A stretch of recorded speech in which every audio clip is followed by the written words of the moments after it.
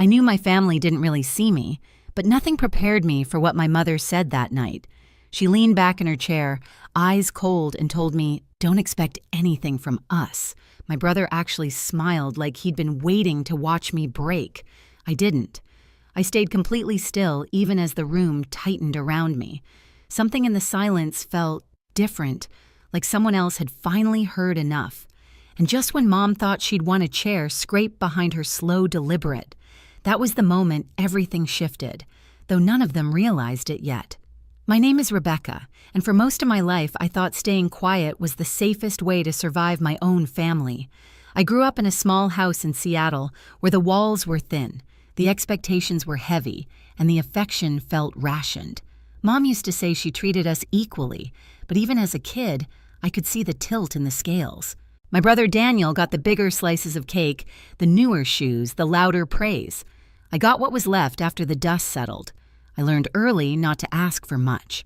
When Daniel wanted something, a school trip, a new jacket, Mom made it happen no matter the cost.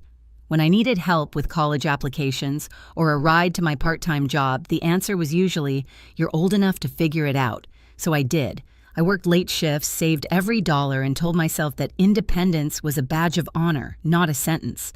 Grandpa was the single exception. He was steady, patient, and never made me feel like loving me was a chore. His place always smelled like pine and old books, and every time I visited, he'd smile and say, "You look tired, sweetheart. Sit. Tell me everything." I didn't tell him everything, of course, but he listened to the pieces I was brave enough to share. As I got older, the favoritism didn't fade. It sharpened. Mom spoke about Daniel like he was the sun we all orbited. She covered his unpaid bills, co-signed. His leases, bought him out of problems he created. I kept my distance working in office administration downtown, keeping my head down, living small because I never wanted to need anything from them. But the imbalance grew impossible to ignore. Little comments piled up, jokes about how Daniel was the one who'd carry the family name, hints that I should step aside when decisions were made. Even during holidays, I felt like furniture present, useful but unnoticed. Still, I kept showing up. That's what you do when you hope a family might one day choose you back. When Grandpa invited us all to a winter dinner at Mom's house, I thought it was just another holiday gathering. He'd been tired lately, moving slower, relying on me more for doctor visits and errands. I assumed he just wanted us all in one place to feel close again.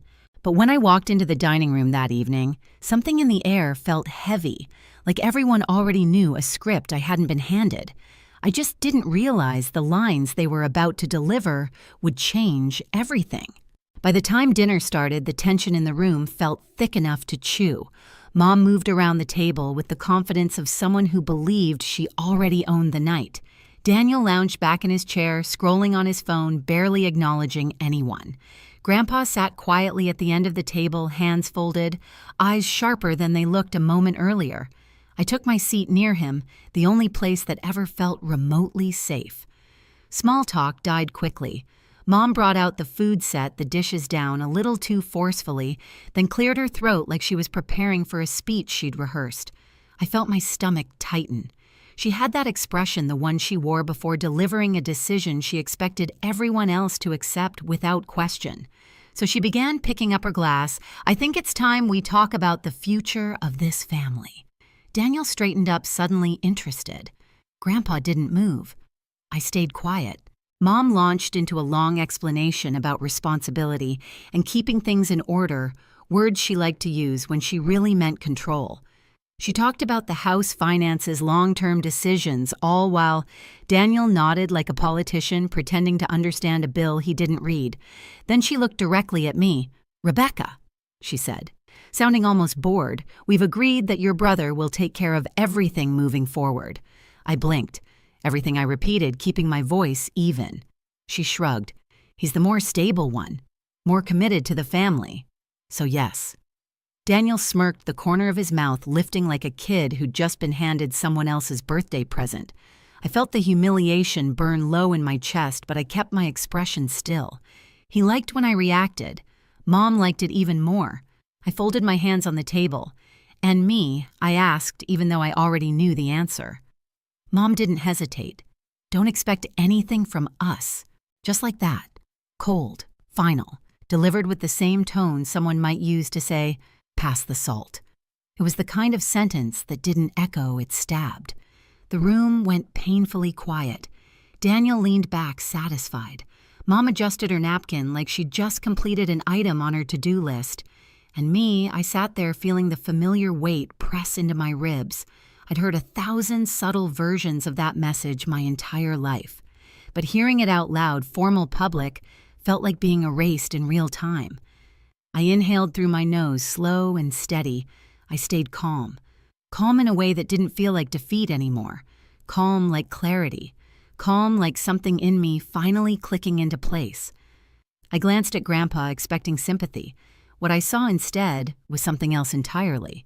Recognition, focus, and a quiet, simmering disappointment not directed at me. He shifted in his seat just slightly, but enough for me to realize he wasn't going to let this slide. And without knowing it, Mom had just crossed the one line that would cost her everything. The rest of the dinner went on like nothing had happened, at least for them. Mom kept talking about Daniel's plans. Daniel kept bragging about things he hadn't achieved, and I sat there letting their voices melt into meaningless noise. But underneath that stillness, something in me was shifting quietly, steadily, like the slow crack of ice in deep water. When I excused myself to help clear the dishes, Mom followed me into the kitchen. She didn't come to apologize. She came to reinforce her decision. "You're not upset, are you?" she asked, slicing into the question with false concern. "I mean, you're independent. You always take care of yourself." There it was again, that same twisted praise that meant, "You don't matter as much." I dried my hands on a towel. "I heard what you said." She looked relieved, as if I had finally accepted my place. "Good, it's better for everyone this way." Everyone. Meaning her, meaning Daniel. Never me. Behind her, Daniel leaned in the doorway, arms crossed, watching like a spectator at a show he thought already had its ending. "It's not personal, Rebecca," he said. "It's just obvious. You don't need anything." I met his eyes for the first time that night. "Maybe I don't," I said softly. He frowned, confused by my lack of fight. Mom waved her hand dismissively and headed back toward the dining room. "Let's finish dessert," she said. "Dad wants to talk before he leaves." Grandpa, the only name in this house that didn't make my shoulders tense. I re-entered the room and found him sitting exactly where I left him, but now he was watching me with an intensity that made my pulse hitch. It wasn't pity. It wasn't shock. It was something quieter, deeper, a decision forming. He reached toward his pocket, then stopped when Mom and Daniel returned. His hand rested on the table instead, fingers tapping lightly, a habit he had whenever he was thinking through something serious. Mom sat next to him and patted his arm, using the sweet tone she reserved for moments when she wanted him to agree with her. "Dad, we were just discussing how Daniel should take over everything. It's time we make things official." Daniel straightened up proudly. Grandpa's tapping stopped. He lifted his gaze to Mom. "Is that so?" She didn't notice the shift in his voice. She kept smiling. "Yes, Rebecca understands. She knows she doesn't need anything from us." My breath caught. So did the tapping. Grandpa drew in a slow breath, eyes darkening, not with age, but with realization. I felt the room tilt almost imperceptibly. Something was coming, something neither Mom nor Daniel saw in the distance. As the conversation moved on, I saw Grandpa's hand drift subtly back toward his pocket, toward the envelope he'd almost pulled out earlier. His jaw tightened. His shoulders straightened. And for the first time that evening, Mom's confidence flickered just barely, like a candle catching a draft. She didn't know it, but the ground beneath her was already starting to split. And all she had done was give him one more reason to let it. Grandpa didn't speak right away. He just sat there, eyes fixed on Mom in a way that made the room feel smaller, tighter. The tapping from earlier had stopped, completely replaced by a stillness that felt heavier than any raised voice could have been. I knew that stillness. It was the same one he carried at the hospital when a doctor was about to deliver hard news. It meant he was done listening. Mom didn't notice. She poured herself more tea, humming like the night was going exactly how she planned. "Dad, we should finalize things tonight," she said. "Daniel and I have talked it through. Everything will run smoother once the paperwork is updated." The house, the savings, the accounts. It's time Daniel takes charge. Daniel puffed up in his seat. I'll make sure everything's handled. Grandpa's voice came out low. Handled? Daniel grinned. Yeah. Grandpa leaned back slightly, studying him. And Rebecca? He asked, tone deceptively casual. Mom exhaled, annoyed. Dad, we've been through this. Rebecca doesn't need anything from the family. She's always been independent. She knows that. She turned to me, expecting agreement. Right, I didn't answer. Not because I didn't know what to say, but because I was afraid any response would shatter the delicate tension in the room. Something inside me warned that this moment wasn't about my voice. It was about Grandpa's. He placed both hands on the table and cleared his throat. The subtle scrape of his chair against the floor made Daniel pause mid-smirk. I think Grandpa said slowly, "It's time I speak." Mom forced a smile. Of course, Dad. Go ahead. We know this is emotional for you. Grandpa's jaw flexed. You have no idea how emotional. The room snapped into silence. He reached into his coat pocket and took out a thick envelope, cream-colored, sealed, worn at the edges, like it had been handled many times before. He set it on the table with a quiet thud, but it sounded louder than anything else had all night. Daniel's eyes narrowed. What's that? Grandpa looked at me first long enough for my throat to tighten, then turned to them. That he said is the truth. Mom's smile faltered just a little. Dad, what are you talking about? Grandpa slid the envelope toward the center of the table. Before we discuss any paperwork updates, I think it's time you two stop pretending you've earned control over anything. Daniel scoffed. Come on, Grandpa, sit. Grandpa snapped. Daniel sank back down. Grandpa opened the envelope and pulled out a stack of papers, documents, bank statements, savings records. Not detailed files, just simple proof. Enough to make the blood drain from Mom's face the moment she recognized them. I've spent the last year reviewing everything Grandpa said. Every payment I made. Every dollar I sent to support my granddaughter.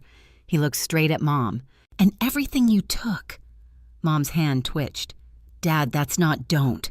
His voice struck like a hammer.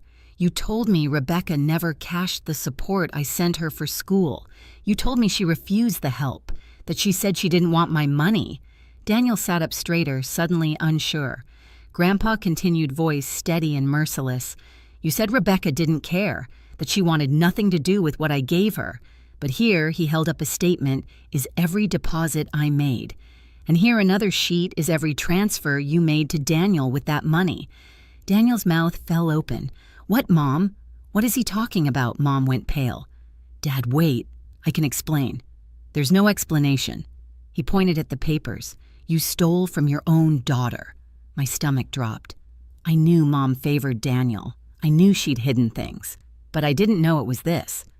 Grandpa turned to me and his expression softened just a fraction. You were supposed to have enough to finish college comfortably. I gave you enough for books, housing, food. Yet you worked double shifts. You skipped meals. His voice wavered. You thought you were a burden. I swallowed hard. I didn't know I whispered. She never told me. He nodded, eyes dark with pain. I know you didn't. Daniel shot to his feet. Mom, you said, sit down. Grandpa repeated louder this time. Daniel obeyed instantly. Grandpa pushed himself to standing, steadying on his cane. The room froze. Even the air felt afraid to move. Earlier, he said, looking at Mom, you told Rebecca not to expect anything from you. Mom's lips parted. Dad, I didn't mean... He raised a hand. Good. The word hung in the air like a blade. Good. He repeated, voice rising with the kind of authority that made the walls seem to vibrate. Because everything now goes to her. Mom's face collapsed like someone had dropped a stone on her chest, and the shock rippled outward. Dad, no, you can't. Daniel sputtered. Grandpa, this isn't fair. What about me? What about you? Grandpa turned on him, eyes blazing. Everything I gave you, you wasted. Every chance you squandered. And your mother encouraged it. Daniel's jaw clenched. I didn't know the money was hers, you didn't ask. Grandpa shot back. Because you never cared where it came from. You only cared that it came. Mom grabbed the back of her chair, breathing unevenly. Dad, please, let's talk about this privately. We'll talk about it now, Grandpa said. in front of the family, in front of Rebecca. Because this is not a negotiation. He pulled out a second envelope, thinner, crisp, freshly sealed. This, he said, is my updated will. Mom shook her head violently. Dad, no, Daniel needs to grow up, Grandpa said. And you need to live with the consequences of the choices you made. He set the envelope directly in front of me. My hands trembled as I looked at it, too stunned to touch it. Rebecca, Grandpa said softly, "You have been the only one who showed me kindness without expecting anything in return. You took me to my appointments. You sat with me when I was tired. You visited because you cared, not because you wanted something." He looked at Mom. "And you punished her for it." Mom was crying now, silent panicked tears. Grandpa wasn't finished. "I am leaving the house, the savings, and everything else to Rebecca. Effective immediately." Daniel knocked over his chair. "This is insane. Mom, do something." Mom grabbed Grandpa's arm. "Dad, she's manipulating you. She's turning you against us." Grandpa jerked his arm free. "She didn't have to turn me against you. You did that yourselves." I finally found my voice. "Grandpa, why tonight?" He looked at me with a sad smile. "Because I needed to see who you all were when I wasn't speaking. And tonight you showed me." He faced Mom and Daniel one final time. Rebecca stayed calm. "You two showed your true colors." Mom reached out again, desperate. "Dad, please." He stepped back, shaking his head. "You told her not to expect anything from you. Now you can expect nothing from me." The room cracked open. Silence. Shock. Collapse. Mom sank into her chair, shaking. Daniel stared at the floor, stunned, and Grandpa placed his hand gently on my shoulder. "It's over," he said. But none of us, especially Mom, would realize just how true that was until much later. The days after that dinner felt strangely quiet, like the world had shifted a few inches, and everyone was still trying to find their balance. Mom called twice, then 3 times, each message more frantic than the last. I didn't answer. Daniel didn't call at all. I heard from a relative that he'd stormed around the neighborhood complaining that everything had been stolen from him, never once admitting why Grandpa made the decision he did. Grandpa, meanwhile, seemed lighter. I drove him to an appointment in downtown Seattle, and he walked a little straighter, breathed a little easier. When we sat together in the waiting room, he nudged my arm gently. "You did well," he said. "I didn't do anything," I replied. He shook his head. "You stayed decent. That's harder than fighting." Later that week, we met with a lawyer to finalize the paperwork he'd already prepared. There were no dramatic signatures, no grand announcements, just a quiet confirmation that everything Mom and Daniel assumed they controlled no longer belonged to them. Grandpa didn't look triumphant. He looked relieved. When we left the office, the winter air felt sharper, cleaner. We stood on the sidewalk for a moment, watching traffic move across the city. "You know, he said being loved shouldn't feel like begging." I swallowed, feeling something loosen in my chest. I guess I kept hoping they'd change. "They won't," he said gently. "But you can choose differently." And for the first time in years, I believed him. Even now, when I think about that night, I don't remember the shock or the shouting first. I remember the moment Grandpa placed his hand on my shoulder, the quiet certainty that I wasn't invisible after all. Losing my family the way I knew them hurt, but gaining the truth set something free inside me. Sometimes justice doesn't roar. Sometimes it stands up slowly, clears its throat, and speaks for you when you're too tired to fight. If this story resonates with you, share your thoughts below and hit subscribe so you don't miss the next one. You're not alone.